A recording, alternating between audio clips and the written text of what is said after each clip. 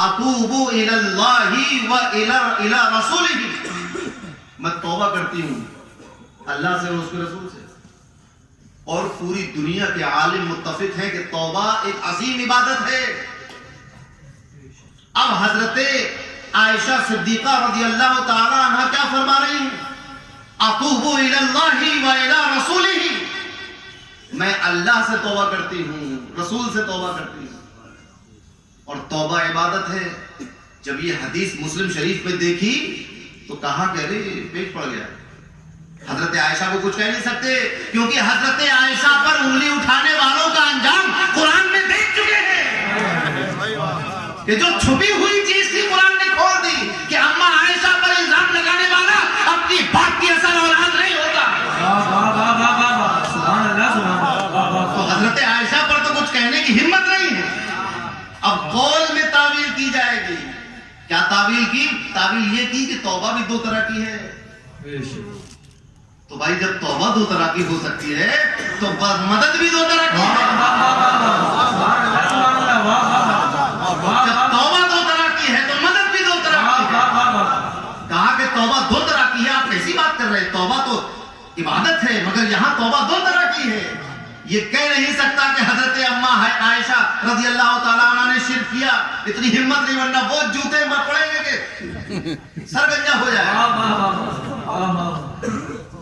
اتنی ہمت تو ہے نہیں کہ حضرت عائشہ صدیقہ. اچھا پورا زور لگایا کہ کہیں سند میں کوئی ضعف نہیں مل پائے، ضعیف نہیں کہہ پائے. اور اگر ضعیف کہہ بھی دیتے تب بھی جواز کا پہلو نکل آتا. اگر ضعیف حدیث میں کوئی حکم آ جائے تو واجب العمل نہیں ہوتا، مباح تو ہوتا ہے. وہ مباح، یہ تو اصول ہے. اب جو لوگ حدیث پڑھ لیتے ہیں کہیں انٹرنیٹ پہ انگلش ٹرانسلیشن یا ہندی، ان کو علوم حدیث کی واقفیت نہیں. انہیں یہ نہیں معلوم کہ ایک کلمے کا معنی ہوتا ہے، پھر اس کا ایک عام معنی ہوتا ہے، پھر اس کا ایک خاص معنی ہوتا ہے. کہیں کلمہ مطلق ہوتا ہے، کہیں معنی مقید ہوتا ہے، کہیں معنی مشترک ہوتا ہے، کہیں معنی مخصوص ہوتا ہے، اور کہیں اخص خاص ہوتا ہے، کہیں عام ہوتا ہے، کہیں ناسخ ہوتا ہے، کہیں منسوخ ہوتا ہے، اور کہیں اس کی شان نزول اس کا معنی طے کرتی ہے. یہ سب کچھ نہیں معلوم ہے، بس حدیث میں آ گیا. تو بھائی حدیث میں آیا ہے، مسلم کی حدیث میں آیا ہے، بخاری نے تخریج کیا ہے، اور سند ایسی کہ اس کو چھو نہیں سکتے، اس کو ضعیف نہیں کہہ سکتے. تو کیا کہا کہ توبہ کی دو قسمیں.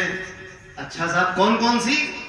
کہا ایک توبہ لغوی، لغت میں جو توبہ کا معنی ہے ایک لغوی معنی، اور دوسرا شرعی اصطلاحی. اچھا تو شرعی اصطلاحی کیا ہوا؟ کہا کہ شرعی اصطلاحی کا مطلب ہو گیا وہ توبہ جو عبادت ہے.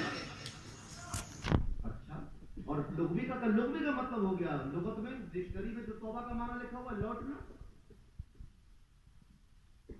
لوٹ کے واپس آ گئے، اب گناہ نہیں کریں گے. اور ایک توبہ جو اللہ سے کی جاتی ہے وہ تو عبادت ہے. تو یہاں پر حضرت عائشہ نے جو توبہ اللہ کہا وہ حقیقی، وہ شرعی توبہ، اور وہ الی رسول ہی یعنی اللہ کے رسول کی طرف جو توبہ کی وہ توبہ لغوی. مسئلہ صاف ہو گیا کہ حضرت عائشہ نے شرک نہیں کی. اگر میں یہ بات آپ کی مان لوں تو پھر اسی طرح مدد دو طرح کی، ایک مدد حقیقی اور شرعی، اور ایک مدد مجازی اور لغوی. تو جو حقیقی اور شرعی مدد ہے وَإِيَّاكَ نَسْتَعِينُ، اے رب تیرے علاوہ کسی سے نہیں مانگتے. اور جو لغوی اور مجازی ہے تو بڑے سرکار سے بھی مانگیں گے، چھوٹے سرکار سے بھی مانگیں گے، غوث اعظم سے بھی مانگیں گے، خواجہ غریب نواز سے بھی مانگیں گے، رسول اللہ سے بھی مانگیں گے، فرشتوں سے بھی مانگیں گے. نعرہ تکبیر، نعرہ رسالت، نعرہ غوثیہ، جشن محسن کائنات، جانشین شہید بغداد حضور تاجدار اہل سنت، نعرہ تکبیر، نعرہ رسالت. سبحان اللہ، سبحان اللہ. وَإِيَّاكَ نَسْتَعِينُ، ہم صرف تجھ سے ہی مدد حقیقی چاہتے ہیں. اللہ سے مدد مجازی کوئی نہیں مانگ سکتا. آپ کہتے ہیں کہ حقیقت مجاز کیا ہے، اس کو سمجھتے چلیے. جب کوئی کلمہ کوئی لفظ ہوتا ہے، اگر وہ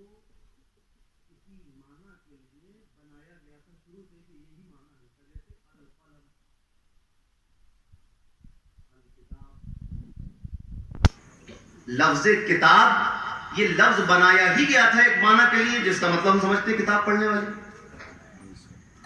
تو یہ معنی، یہ جب معنی ہوگا تو اس کو کہیں گے حقیقی معنی. ایک معنی ہوتا ہے کہ جس کے لیے وہ لفظ بنایا نہیں گیا تھا مگر کسی مناسبت سے وہ لفظ اس پر بولا گیا ہے، اور حقیقی معنی وہاں مراد نہیں ہوں گے، اس کو کہیں گے مجاز. جیسے آپ کا چہرہ تو کھلی کتاب ہے، تو آپ کا چہرہ یا تو چہرہ یا کتاب ہے، دونوں پر کا چہرہ کتاب نہیں ہوتا، کتاب چہرہ نہیں ہوتی. کیوں کہا آپ نے کہ آپ کا چہرہ کھلی کتاب ہے؟ بھائی آپ کوئی چیز چھپی نہیں رکھتے، جو ہے وہ واضح ہے. یہ ہو گیا مجاز، اور کتاب ہو گئی حقیقت. آپ نے کہا کہ میں چڑیا گھر گیا تھا، وہاں میں نے ایک شیر دیکھا، یہ لفظ حقیقت. شیر دیکھا وہ حقیقت. مگر آپ نے کہا کہ بھائی بہت شیر دل آدمی ہو، تو آپ تو بالکل شیر کی طرح بہادر ہیں، آپ تو شیر ہیں، اور شیر اہل سنت اور شیر فلاں اور شیر ٹکا. بہت شیر جیتے ہیں اپنے سوسائٹی میں. تو یہ شیر جو آپ نے کہا یہ مجاز ہے. اور وہ شیر جو جنگل میں ہوتا ہے جو چیر پاڑ کے کھا لیتا ہے، اس شیر کی بھی کہانی سنتے چلیے. وہ شیر بھی مصطفیٰ کے غلاموں کا بال بیکا نہیں کر پاتا. جو جنگل کا شیر ہے وہ دوسروں کے لیے ہے خونخوار، غلامان مصطفیٰ کے لیے خونخوار نہیں ہے. نبی کریم صلی اللہ علیہ وسلم کے ایک صحابی جو پہلے غلام تھے، پھر نبی نے ان کو خرید کر آزاد کیا، حضرت سفینہ رضی اللہ تعالیٰ. ایک مرتبہ قافلے میں کہیں جا رہے تھے، قافلے سے بچھڑ گئے جنگل بیابان، اب راستہ بھٹک گئے ہیں، اکیلے ہیں. اتنے میں ایک شیر آ گیا. شیر آیا، شیر کو لگا کہ بہت ہی اچھی غذا مل گئی. جیسے ہی شیر نے اپنے پنجے تولے، انہوں نے کہا بڑی پیاری بات کہی، یا ابا الحارث انا سفینۃ مولا رسول اللہ صلی اللہ علیہ وسلم. فرمایا کہ اے جنگل کے چوکیدار، میں سفینہ ہوں، رسول اللہ کا آزاد کردہ غلام. سبحان اللہ سبحان اللہ، واہ واہ واہ. میرا نام سفینہ ہے اور میں رسول کا آزاد کردہ غلام ہوں. شیر کی گردن جھک گئی، اور پھر وہ شیر آپ کو لے کر جنگل کے پرپیش راستوں سے ہوتا ہوا آپ کے قافلے تک آیا، آپ کو راستہ دکھاتا ہوا جنگل سے باہر لے کر آیا، اور آپ اپنے قافلے سے جا ملے. وہ جو حقیقی شیر ہوتا ہے اس سے بھی ڈرنے کی ضرورت نہیں. ایک مسئلہ پوچھا ایک مفتی صاحب سے کسی نے، ارشاد صاحب جیسے مفتی تھے، ان کا مفتی صاحب یہ بتائیے کہ اگر ہم جنگل میں نماز پڑھ رہے ہوں اور شیر آ جائے تو چھوڑ کے بھاگ جائیں یا نماز پوری کریں؟ تو مفتی صاحب نے کہا کہ بھئی اگر وضو باقی رہے تو پڑھتے رہو، اور وضو ٹوٹ جائے تو بھاگ جانا. تو جو شیر جنگل کا ہوا وہ ہوا لفظ شیر حقیقت. اور آپ بہت شیر آدمی ہیں، لفظ یہ مجاز، معنی مجاز. بہت بارش ہوئی پچھلے دنوں، نالیاں بہ رہی تھیں. بھائی نالی تو نہیں بہتی ہے، نالی تو یہیں پڑتی، چونا منڈی میں رہی. پانی بہ رہا تھا، تو پانی کا بہنا حقیقت، نالی کا بہنا مجاز. اب یہاں بازار بھی ہے، بہت ساری دکانیں ہیں. ادھر پیچھے شبلو بھائی کی دکان تھی، خیبر بیٹھتے ہیں آج کل. اب خیبر بھائی کیسی دکان چل رہی ہے آپ کی؟ ماشاءاللہ ہماری بڑی دوستی ہے ان سے. کہا بھائی بہت اچھی چل رہی ہے. بھائی 10 سال سے چل رہی تو چلتے چلتے بمبئی پہنچانی چاہیے. منظر بھائی کی دکان کیسی چل رہی ہے؟ کہا بھائی بہت اچھی چل رہی ہے. تو بھائی اتنی پرانی دکان ہے تو اسے کلکتہ پہنچانا چاہیے. اصغر بھائی کی دکان بھائی تو اور پرانی ہے، کیسی چل رہی ہے؟ تو بہت اچھی چل رہی ہے. تو اب تو چلتے چلتے لندن پہنچ جانا چاہیے. اور دکان وہیں کے وہیں. پتہ چلا کہ دکان چل رہی ہے یہ مجاز، اور جو بکری ہو رہی ہے یہ حقیقت. اب سمجھے بات؟ جو جوتا بکا وہ حقیقت، اور جو دکان چلی وہ مجاز. آپ نے پوچھا بھائی مجھے دلی جانا ہے، یہ راستہ دلی جاتا ہے؟ تو بھائی راستہ تو کہیں نہیں جاتا، راستہ تو شیر شاہ سوری نے جو بنایا تھا آج تک وہی ہے.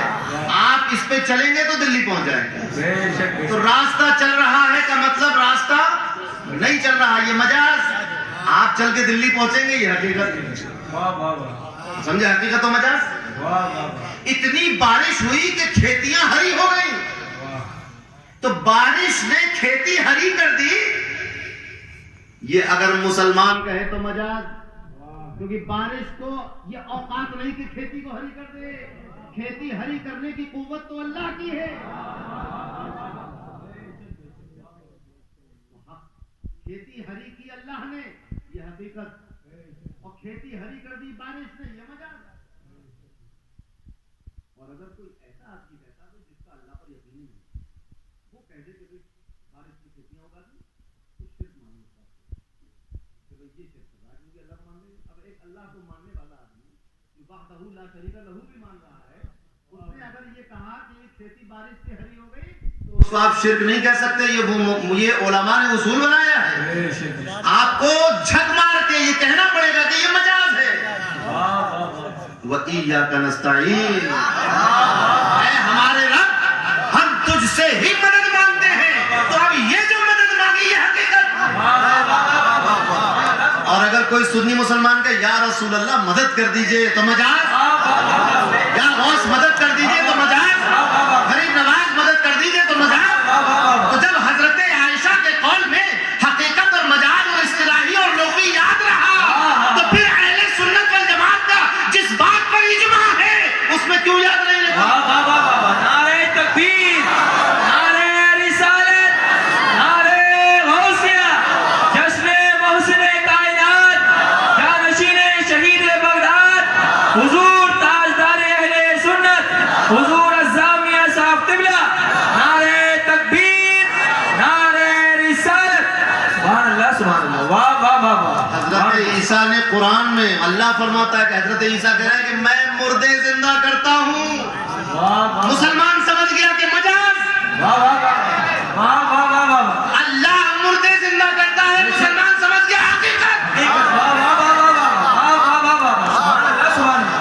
واہ واہ واہ واہ واہ واہ واہ واہ واہ. سبحان اللہ. دونوں باتیں قرآن میں, اللہ مردے سے زندہ کرتا ہے بے شک. یہ حقیقت پر محمول, اور حضرت عیسیٰ کہہ رہے کہ میں مردے جلا دیتا ہوں مجاز. واہ واہ واہ واہ. اللہ بیماروں کو شفا دیتا ہے. فَإِذَا مَرِضْتُ فَهُوَ يَشْفِينِ, واہ. جب میں مریض ہوتا ہوں تو اللہ شفا دیتا ہے. حقیقت. بے شک بے شک. اور کسی برس والے کو حضرت عیسیٰ کہے میں صحیح کر دیتا ہوں تو مجاز. واہ واہ واہ واہ. بے شک بے شک. تو قرآن کو اس وقت تک سمجھا نہیں جا سکتا جب تک علوم قرآن نہ سمجھ لیے جائے. بے شک بے شک. واہ واہ واہ. جب تک اصول تفسیر اور مناہج مفسرین نہ سمجھ لیا جائے قرآن کو آپ سمجھ نہیں سکتے. بڑے آسان والوں کہتے ہیں بھائی عربی میں قرآن تو سمجھنے کی بات ہے, ہمارے لیے نازل ہوا, ہم نہیں سمجھیں گے اس کو. اچھا اگر آپ سمجھتے ہیں بتائیے الف لام میم, بتائیے کیا معنی ہے, بتائیے الف لام را, بتائیے کیا معنی ہے, بتائیے یاسین, بتائیے کیا معنی ہے, قاف بتاؤ کہ کیا معنی ہے, ہاں میم بتاؤ کہ کیا معنی ہے. ارے نازل تمہارے لیے ہوا ہے, مگر یہ تھوڑی کہا کہ تم قرآن کے تم ہی شارے بن جاؤ. بے شک بے شک. واہ واہ واہ. ایسا نہیں ہے. جب یہ آیت نازل ہوئی انا اعطیناک الکوثر, تو ابو جہل سوچتا رہا کہ یہ کوثر کیا چیز ہے, کوثر کیا چیز ہے. اب میں یہ سوچنے لگا یہ تو ابو جہل سے بھی زیادہ قابل ہے, ہر چیز سمجھتے جا رہے ہیں. ماننا پڑا آپ کو, آپ تو ابو جہل سے بھی زیادہ, ابو جہل سے بڑے علامہ ہیں. واہ واہ واہ واہ. جب قرآن کی آیت کے بعد سوچنے لگا کہ کیا مطلب کیا ہے اس کا, کبھی سنا نہیں اس کے بارے میں. ارے وہ تو فصیح العرب تھا, واہ واہ واہ. آپ اس سے بھی بڑے ہیں. کیا بات ہے. پورے قرآن کو سمجھنے کا دعویٰ کرتے ہیں, اور حال یہ ہے کہ ابھی ماضی مضارع حال کا اندازہ ہے. ابھی حروف جر اور حروف ناصبہ اور جازمہ کے بارے میں اندازہ نہیں ہے. ابھی مصدر مشتق جامد کے بارے میں نہیں جانتے, اسم فعل حرف کے بارے میں نہیں جانتے, عوامل اور غیر عوامل, عوامل لفظی اور معنوی کے بارے میں نہیں جانتے, ابھی لغت نہیں جانتے, زبان نہیں جانتے, بلاغت نہیں جانتے, معانی بدیع نہیں جانتے, لوگوں کے حالات نہیں جانتے, اس زمانے کو نہیں جانتے جس زمانے میں قرآن نازل ہو رہا تھا. ابو جہل بھی چکر میں پڑ گیا کہ کوثر کہتے کس کو, سنا ہی نہیں تھا اس نے اس سے پہلے. تو جب کعبے پر یہ لکھ کر لگایا گیا، ہوتا کیا تھا کہ بہت اچھی بات، کوئی بڑی فصیح بات کوئی کہتا تھا شاعر، تو کعبے پہ لٹکا دیا جاتا تھا۔ مسلمانوں نے بھی اس آیت کو کعبے پہ لٹکا دیا، انا آتینا کل کوثر۔ اب ابو جہل بہت دیر تک کھڑا رہا کہ اس کا جواب لکھ دوں، فَأْتُوا بِسُورَةٍ مِّن مِّثْلِهِ، کوئی ایک چھوٹی سورت اس کی طرح لے کر تو آؤ۔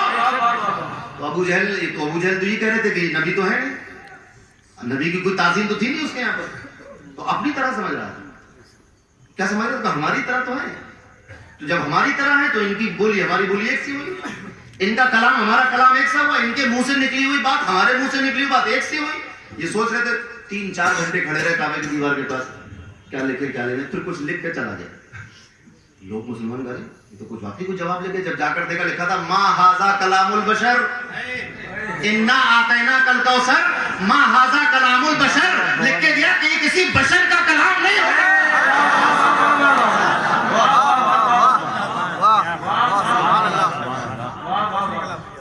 آج اتنا بے نیاز ہو کر، اور ایک بات بتاؤں آپ کو، قرآن کا ترجمہ قرآن نہیں ہے، ترجمے میں غلطی ہوتی ہے، قرآن میں غلطی نہیں ہوتی۔ قرآن کا فہم قرآن نہیں، فہم میں غلطی ہو سکتی ہے، قرآن میں غلطی نہیں ہوتی۔ تو قرآن کا ترجمے کو قرآن سمجھ کر ایمان لے آنا کہ ہاں جو مترجم نے کہہ دیا ہے رتب و یابس سب ٹھیک ہے، یہ غلط بات ہے۔ اللہ نے عقل دی ہے، علم دیا، کتابیں دی، پڑھی ہے، استاد دیے، شیوخ ہیں موجود ہیں، ان کی صحبت اختیار کرو، پتہ چلے گا کہ کیا ہے۔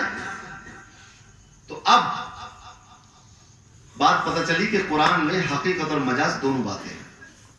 ابھی بھی نہیں سمجھے، آئیے اور سمجھا دوں۔ ید اللہ فوق ایدیہم، اللہ کا ہاتھ ان کے ہاتھوں پر۔ کیا سمجھے؟ اللہ کا، اب اللہ کا تو ہاتھ ہوتا نہیں، اب آپ یہ بھی نہیں کہہ سکتے کہ مجازی ہاتھ ہے،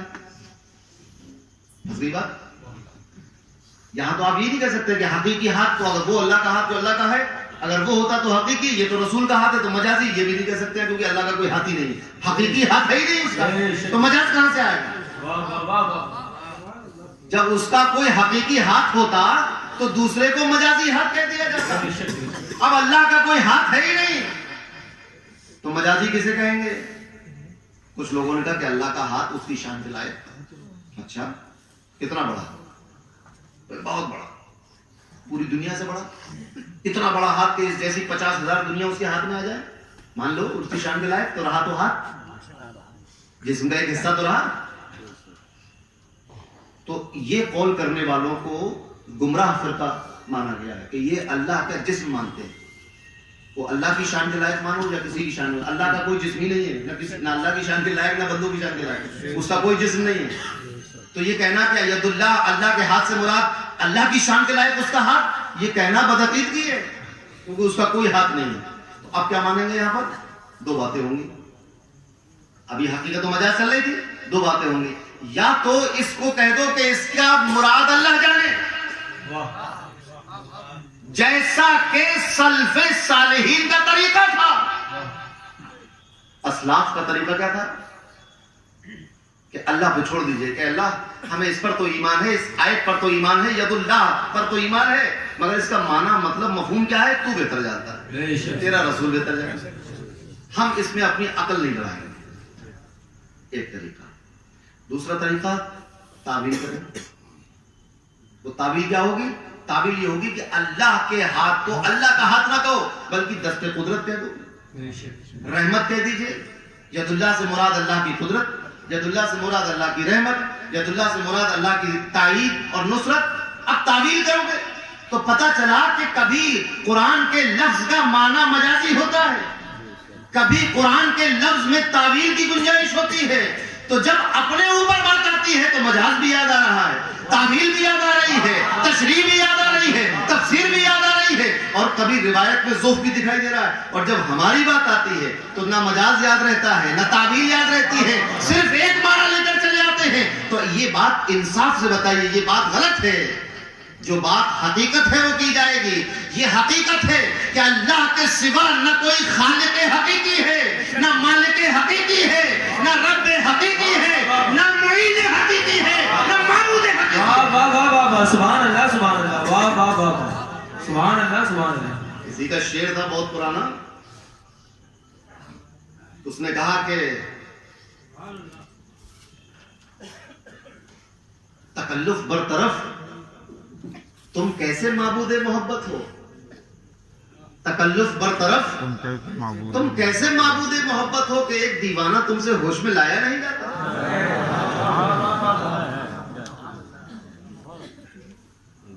اب مسئلہ پڑ جائے گا نہیں. تو ہر لفظ کو صرف ایک معنی پہنا دینا یہ درست نہیں ہے. گنجائش نکالنی چاہو, خاص طور سے مسلمان کے کلام میں. آپ ذرا سوچیں کہ 500-600 سال میں مسلمان صرف ہندوستان میں 5 کافر کر پائے, 5 کی تکفیر کر پائے. کیوں؟ تو کوئی گنجائش ہی نہیں نکلی. اگر سوچئے 600-700 سال میں صرف 5 تکفیریں, کیوں اتنی کم؟ عربوں کا حال دیکھو, لائن لگی ہوئی ہے. ایسا کیوں؟ آپ ذرا سوچیں کیسے. ایک صاحب نے کہا, یہ اہل سنت والجماعت کی بات بتا رہا ہوں, اتنے محتاط کہ یہ 500-600 سال کی تاریخ میں صرف 5 تکفیریں.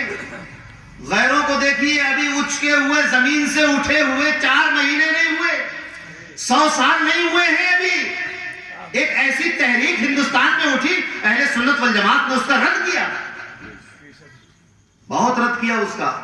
بدایوں, بریلی, فرنگی محل, رودولی شریف, پٹنہ, بہار, دلی سب متحد ہو گئے کہ اس کا رد کیا جائے. کیوں رد کیا جائے گا اس کا؟ نہیں, رد ہاں تو اس لیے رد کیا جائے گا اس کا کہ اس نے اس تحریک کا رد کیا گیا کہ اس کے خیالات ٹھیک نہیں ہیں. اور اسی تحریک سے جب فارغ ہو کر پڑھ کے لوگ اپنے نام کے آگے اپنے ادارے کا نام لگا کر نکلے تو کہا کہ یہ ہندوستان میں 80% مسلمان مشرک ہو گئے. کتنے؟ 80%. اور اہل سنت والجماعت نے کتنوں کافر کہا؟ اب بتائیے کہ کافر کہنے میں جلد بازی ہم کرتے ہیں کہ تم کرتے ہو؟